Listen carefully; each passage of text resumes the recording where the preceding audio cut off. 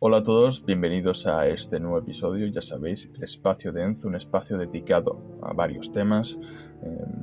Realmente yo, digamos, en ese sentido, algo que estoy, destacando bastante en estos últimos días es, el cine en sí, este arte llamado cine. Realmente, en ese sentido me apetece el tema de comentar ciertas películas que estoy, digamos, viendo a lo largo de estos días, principalmente porque es una manera también de decir, quizás también estoy disfrutando de una película, pero también puedo hacer contenido para el canal, ¿no? Y también disfruto, es disfrutar por dos, ¿no? Podríamos decir. Por lo tanto, ¿por qué no hacerlo, no? Y en este caso es interesante el tema de comentar, porque la película que vamos a hablar ahora, que de hecho, la película en sí conforma una trilogía, ¿no? De una saga de películas, es bastante interesante comentarla. Es curioso porque se habla mucho de la primera parte, ¿no? Realmente la mayor obra maestra. Pero se habla muy poco de la segunda parte, que es la parte que vamos a hablar hoy, ¿no? ¿Por qué vamos a hablar de la segunda parte, Enzo? Porque yo creo que está infravalorada. Yo creo que tiene unos puntos muy interesantes, a pesar de todos los premios que hubo de la parte 2, me parece incluso infravalorada principalmente porque se alaba mucho la primera parte, y yo lo entiendo, es básicamente la obra maestra, podríamos decir, pero sí que es verdad que, en ese sentido yo veo la segunda parte como eclipsada, ¿no? Podríamos decir. Sin embargo, digamos, estoy aquí para comentar la película en sí. ¿De qué película estás hablando, Enzo? El Padrino. El Padrino es una saga de películas, sobre todo tanto la primera como la segunda, en mi opinión, que hay que tener muy en cuenta. Estamos hablando de la década de los 70, ¿no? Y es curioso porque nosotros, ya en pleno 2023, vemos esas películas, ¿no? A pesar del tiempo, a pesar de toda la cantidad de décadas que ha pasado, y dices, Dios, la película aún se sigue, o sea, digamos que tú la ves y dices, ostras, es una película que se ve bien, es una película que realmente dices, como no utiliza, digamos, efectos especiales digitales, tampoco la época era lo que era, no tiene no se presenta esa inverosimilitud, ¿no? Porque es un tema más, aunque se hable de la mafia, pues se trata de la mafia en sí, aún de la familia, como lo llaman ellos, es más bien algo más introspectivo, ¿no? Es mucho más, digamos, psicológico, es un tema mucho más, digamos, de conexión entre personajes, ¿no? Un tema de conversación, y esto es así, ¿no? El Padrino nunca se ha destacado por sus escenas de acción, también sus escenas de decir, digamos, de impacto, ¿no? De gran dirección, de gran guión, ¿no? También de tensión, podríamos decir. Y la parte 1 lo cumple a sobremanera. Realmente, por ejemplo, Marlon Brando, como Vito Corleone, básicamente se sale. Es la estrella de la película, a pesar de que, fallece el propio personaje. Digamos, viene adentrados en la película, pero una gran parte de la película no aparece más, ¿no? Vito Corleone, un personaje muy curioso, ¿no? Un personaje muy interesante, principalmente porque se le transporta, se transporta, sí, el propio director nos transporta a Vito Corleone en sus épocas pasadas, ¿no? Aquí en la parte 2. Pero aparte de eso, es interesante ver cómo es Vito Corleone, porque el más capo de la mafia, el ex capo de la mafia, el difunto ex capo de la mafia, es interesante porque siempre caemos en los maniqueísmos, sobre todo en la época de los 70, ¿no? El tema del maniqueísmo, o eres muy bueno o eres muy malo. Si tú perteneces a una familia, a una mafia, eres ya la persona más cruel del mundo, ¿no? Y es interesante ver cómo Vito Corleone en realidad es una persona benévola en muchos momentos, a pesar de lo que realiza, deja de realizar. Es una persona benévola, es una persona empática, ¿no? Se me hace muy curioso, ¿no? El tema de cómo te atrapa ese propio personaje y a veces hasta te cae bien, porque ves que es un hombre de familia, es un hombre que mira por sus allegados, Y es interesante ver el personaje de Vito Corleone, ¿no? Sobre todo se explora en la segunda parte, que es la que vamos a hablar hoy, con el tema de jugar entre el pasado y el presente, ¿no? Y es interesante, a mí me parece muy interesante. A partir del fallecimiento de Vito Corleone, toma el manto uno de sus hijos, Michael Corleone, interpretado por Al Pacino. Y se me hace curioso la parte 2, ¿no? Porque ya es una continuación prácticamente directa de la primera parte, ¿no? Nos cuenta las hazañas del propio Michael Corleone de sacar la familia adelante a través de su filosofía y a través de que es el capo ahora de la mafia. O podemos decir el cabecillo de la familia, ¿no? Como ellos lo llaman. Es muy interesante. A mí el personaje también de Michael me parece muy interesante porque es muy diferente a su padre. Es muy diferente a su padre. Porque yo veo a Vito, aparte de que sí, puede ser frío y calculador, el propio Vito, interpretado por Marlon Brando, lo veo una persona mucho más ingenua, ¿no? Una persona, ciega en muchas ocasiones por su familia. Y yo lo entiendo, porque a veces pasa, ¿no? El tema de tus allegados, los tienes presentes y por lo tanto no piensas nada malo de ellos, ¿no? Yo veo a Vito Corleone hasta cierto punto, a pesar de que todo lo que ha hecho, una persona inocente. Inocente en el sentido de que a veces no sabe ni siquiera lo que está pasando dentro de su familia y ve como todo algo en blanco, ¿no? En ese sentido, tiene una visión muy parcial de lo que es la familia en sí en general, ¿no? A pesar de todo, a pesar de todo lo que ha pasado, Vito siempre, es devoto a la familia, a pesar de todos los problemas, a pesar de lo que hay, ¿no? A pesar de lo que conlleva una familia, ¿no? Que aparte de conversaciones, a pesar de también de equivocaciones, de errores, de insultos, a pesar de todo eso, piensa en algo más general, ¿no? El tema de qué es la familia en sí en general. Es interesante, a mí me parece muy interesante el tema de la figura de Vito Corleone y su inocencia o su ingenuidad, ¿no? Con respecto a lo que es la familia así en general. Eso nos puede pasar a todos, a pesar de que no somos capos de ninguna familia, ¿no? Pero nos puede pasar perfectamente el tema de obliterar ciertos comportamientos por ejemplo, de tu hijo o de tu hija, por el hecho de que es tu hijo o tu hija, y lo quieres, maquillar por el mero hecho de que es tu hijo o es tu hija, pero también hay a veces que hay que puntualizar ciertos comportamientos erróneos de tu hijo o de tu hija, ¿entendéis? Y no pasa nada por hacerlo, al final es lo que hace también ser un padre, ¿no? Yo creo que es muy importante también puntualizar lo que está bien o que está mal según tu punto de vista, pero también educar y que aprenda los críos, tus hijos, lo que es el bien o lo que es el mal según tu filosofía, ¿no? Es interesante. Lo que pasa es que yo creo que el propio Vito Corleone lo veo bastante benévolo teniendo en cuenta que es el capo de una familia, ¿no? Pero con Michael yo lo veo mucho más frío y más calculador. A mí el personaje de Michael también me interesa mucho. Un registro de Al Pacino, bastante característico de él, vaya. Aunque sí que es verdad que, por ejemplo, en Scarface tiene un registro totalmente diferente. Que, por ejemplo, Scarface es una película que a mí también me encanta. A mí Al Pacino es un actor que me gusta mucho.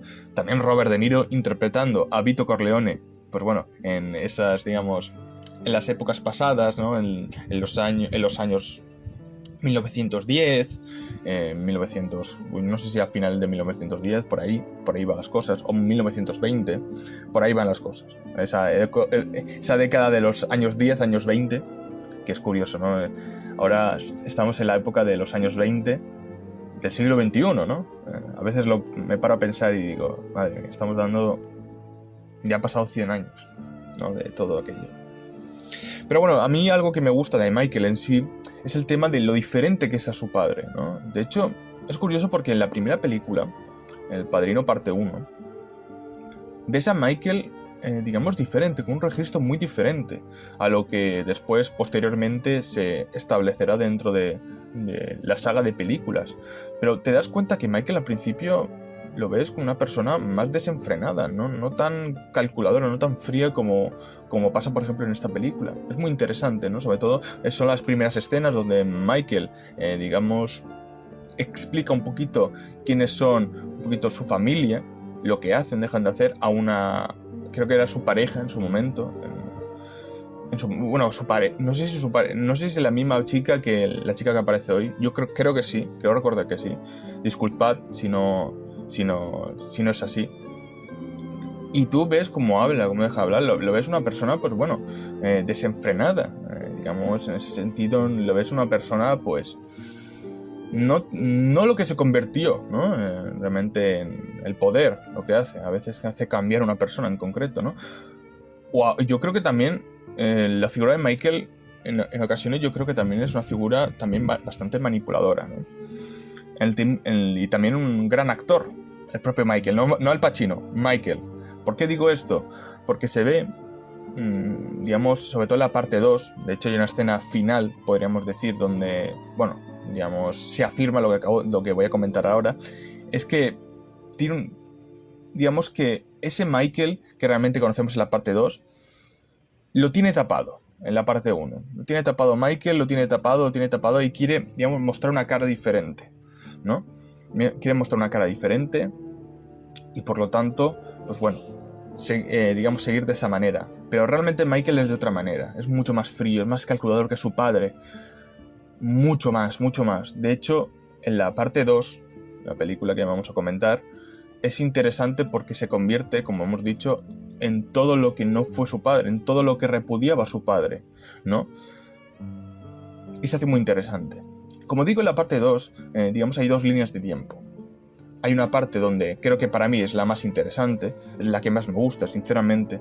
La otra parte está muy bien y me gusta bastante, pero la parte de Vito Corleone, esa especie de, digamos, de precuela, podríamos decir, dentro de la parte 2, aparte de que está dirigida magistralmente, está bien entrelazada en cuanto al presente y al pasado. Es interesante, por ejemplo, por la interpretación del propio Robert De Niro, ¿no? Que Robert De Niro también es un actor que me gusta muchísimo, a la par que Al Pacino, aunque es un poquito más, porque es un hombre que te puede demostrar, te puede hacer cualquier tipo de papel, ¿no? Y es algo que a mí, digamos, en ese sentido me gana. También con Al Pacino, pero con Robert De Niro veo un carisma que, por ejemplo, en pocos actores yo he visto, ¿no? E interpreta a Vito Corleone, ¿no? Es interesante también el tema de ver un poquito básicamente, pues, la travesía que ha habido, ¿no? Digamos, con respecto a Vito Corleone, la figura de Vito Corleone, cómo empezó y cómo se convirtió en un capo de la mafia, ¿no? Es interesante ver un poquito la travesía. De hecho, ves que, bueno, nació el propio Vito en Corleone, ¿no? Una especie de pueblo pequeño, ¿no? Italiano. Y se comenta, de hecho, en los primeros instantes de la película, el tema de que su padre falleció a manos de otro capo de la familia, de otra familia. Quiero recordar que era un capo de una familia. ¿Por qué? ¿Por qué? Básicamente porque su padre lo que hacía era insultar, según este capo, a su familia, ¿no?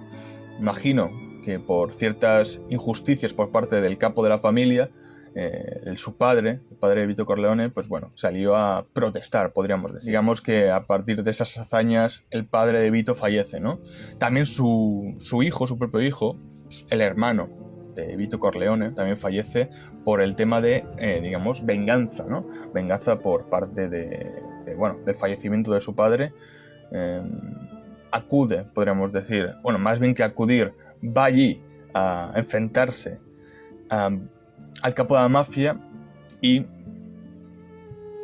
obviamente uno contra toda una familia poco vas a hacer, ¿no? Fallece también y se quedan solos su madre y el propio Vito. Es interesante porque la madre pide clemencia, pide podríamos decir una ayuda. ¿Por qué? Bueno, básicamente el capo de la familia tiene pensado asesinar a su hijo, a Vito Corleone, al pequeño Corleone. es interesante porque la madre intenta hacer todo lo posible por, digamos, comentar que su hijo no va a hacer nada, principalmente porque es un niño, y según palabras de ella, dice que es alguien débil, quien básicamente prácticamente nunca habla. Es interesante ver cómo es el principio, ¿no?, de Vito Corleone, cómo empieza. Y también es curioso cómo fallece su madre intentando que su hijo escapase, ¿no?, de las garras de ese propio capo de la familia. Es curioso también el tema de la figura de Vito Corleone porque empieza su tragedia por el capo de la familia, pero después, al final de sus días, se convierte en ese capo de la familia. Muy interesante el tema de entrelazar, empiezas desde una tragedia y acabas con otra tragedia, ¿no? Y todo va relacionado ¿a qué? A una familia, a mafia. Eso también es irónico de una forma bastante cruda, debo recalcar. Algo que me interesó y me hizo reflexionar y es el tema de cortar por lo sano por parte del capo de la familia que asesinó a su padre, al padre de Vito Corleone, porque dijo unas palabras, digamos, en relación a la madre de Vito, por el tema de que la madre de Vito estaba un poquito excusando a su hijo, más que excusando, digamos, protegiéndolo por su supuestamente muerte en un pequeño futuro. Y comenta el capo de la familia el tema de yo sé que sí, ahora será un crío, pero cuando se haga mayor irá por mí, querrá venganza. Y debo decir que es algo que lo piensas bien y dices, pues bueno, quizás tienes toda la razón, ¿no? No digo el tema de matar a un niño, porque realmente tampoco sabes lo que va a pasar en un futuro, y aunque tuviese esa animadversión con respecto a ti, no puedes matar a un crío, por Dios. Pero yo creo que, digamos, es una reflexión, ¿no? El tema de que al final muchos traumas que hay, por ejemplo, en un principio en un crío, ¿no?, sobre todo con respecto a, digamos, a los primeros años de su vida, digamos, impacta mucho en una persona, ¿no? Y más cuando, por ejemplo, impacta sobre todo en la familia, ¿no? En la familia Corleone. La figura de Vito Corleone es interesante por el tema este. Al final empieza su aventura a través de una tragedia. De hecho, por ciertas triquiñuelas, por ciertas hazañas, llega a América. De hecho, llega a América solo, prácticamente solo. Ves un poquito cómo va. De hecho, va en barco a Nueva York. Y ves cómo se puede apañar un crío. Yo creo que, digamos, en muchas ocasiones, digamos, la figura, por ejemplo, de un capo de la mafia o de una persona, pues bueno, digamos, por ejemplo, ya no solo un capo de la mafia, sino un criminal de cualquier tipo, a veces también va supeditado por lo que vivió en un principio, ¿no? Por cómo nació, en qué situación, en qué contexto, y a veces a partir de ese contexto se forma la personalidad, ¿no? Y esto ya también lo veo mucho en Vito Corleone, ¿no? Porque quizás si hubiera nacido en otro, digamos, en otro punto, en otro prisma, quizás, digamos, no hubiera sido de esa manera.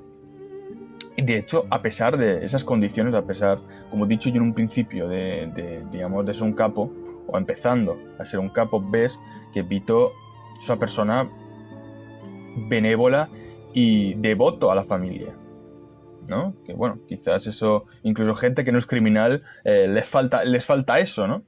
Así que eso es muy, muy curioso y también bastante irónico. Ves, observas un poquito cómo, digamos, se establece el propio Robert De Niro, alias Vito Corleone, en Nueva York. De hecho, vive en un barrio italiano, o por lo que se ve yo, por lo que veo es un pequeño barrio italiano. Y bueno, básicamente conoce a un capo de la mafia, un capo, podríamos decir. Se supone que es un poquito el que controla todo el distrito, ¿no? De hecho, básicamente intercambian según qué palabras. El propio capo, este capo en concreto, digamos, le comenta de, oye, quiero recibir mi parte, ¿no? Porque Vito está trabajando. No se especifica muy bien en lo que está trabajando. Bueno, se dice un poquito, creo que era un poquito de alimentos, creo que era, no estoy muy seguro. Y bueno, básicamente el propio capo, el que regenta básicamente todo el distrito, quiere su parte, ¿no? Son como impuestos, podríamos decir, quiere su parte, ¿no? Porque él básicamente va a ofrecer protección y por lo tanto quiere su dinero, ¿no?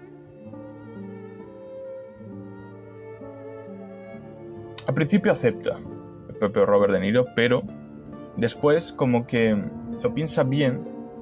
Bueno, de hecho no lo acepta desde un principio, más bien lo que hace es decir que sí, pero tiene un plan en la cabeza, ¿no? Tiene un plan en la cabeza y dice, ¿por qué yo tengo que darle dinero a este hombre si está en las mismas condiciones que yo? Y de hecho, según él, en peores condiciones. ¿Por qué? Porque yo tengo 2 asociados más dentro de mi trabajo y por lo tanto son 3 contra 1, ¿no? Al fin y al cabo. Al principio quiere $100 el capo, el que regenta el distrito. Quiere $100, pero con cierta palabrería, el propio Vito consigue, quiere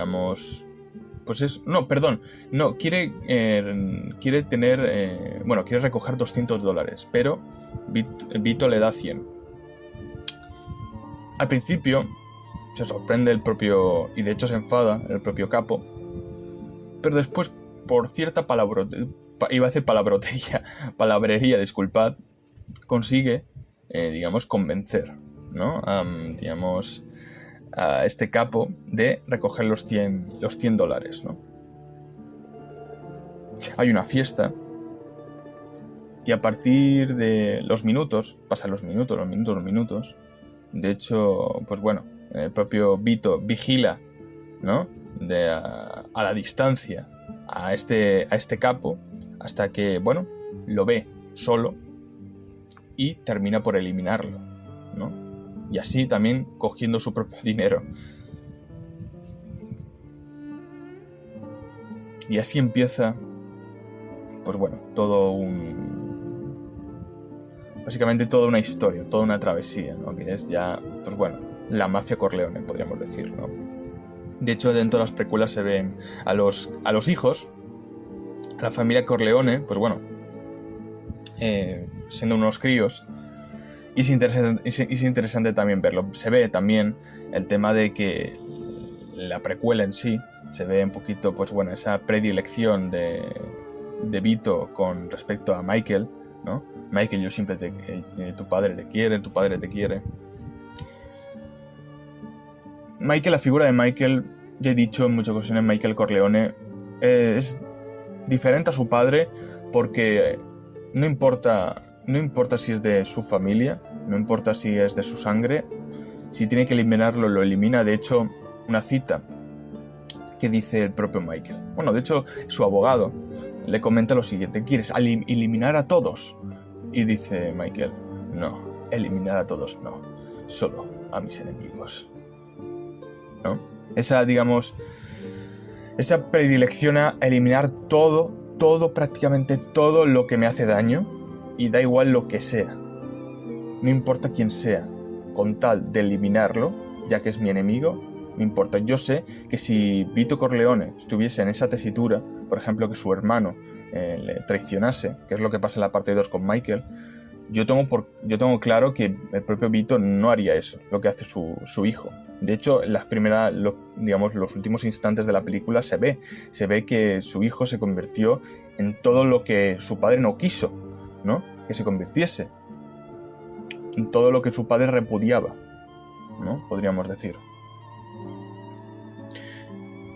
Es una deconstrucción el personaje de Michael bastante grande, porque de hecho lo comparas, como he dicho con anterioridad, en la parte 1 con la parte 2 y ves todo ese, digamos, esa deconstrucción con respecto al personaje. Es un personaje calculador, muy frío, reflexivo, inteligente, manipulador también.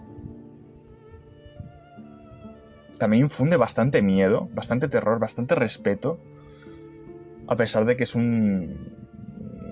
digamos un chaval, un hombre joven, no comparado con Vito Corleone.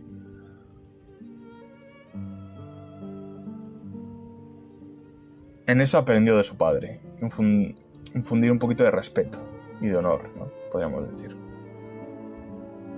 No por nacer, no por ser el hijo de tu padre, vas a convertirte en tu padre. Creo que eso está más claro, ¿no? No por llevar el apellido de la familia vas a ser como tu padre, como tu madre, como tu hermana, como tu hermano. Quizás no es tu punto. Quizás eres diferente. Quizás puedes ser tu propio estilo, ¿no? Y es un poco lo que pasa con Michael. Yo recomiendo mucho este tipo de películas porque te hace reflexionar, te hace pensar. Son grandes películas, una gran dirección, un gran guión. Son películas de época. Son películas que te hacen reflexionar y dices, ¿hasta qué punto esto era malo o hasta qué punto esto era bueno? ¿Qué es bueno o qué es malo? Al final no tienes ni idea. Y creo que es lo bonito y lo caótico en este tipo de películas. No saber ni quién es el bueno ni quién es el malo, quién te va a traicionar, quién te va a dejar de traicionar, quién va a ser fiel. No lo sabes.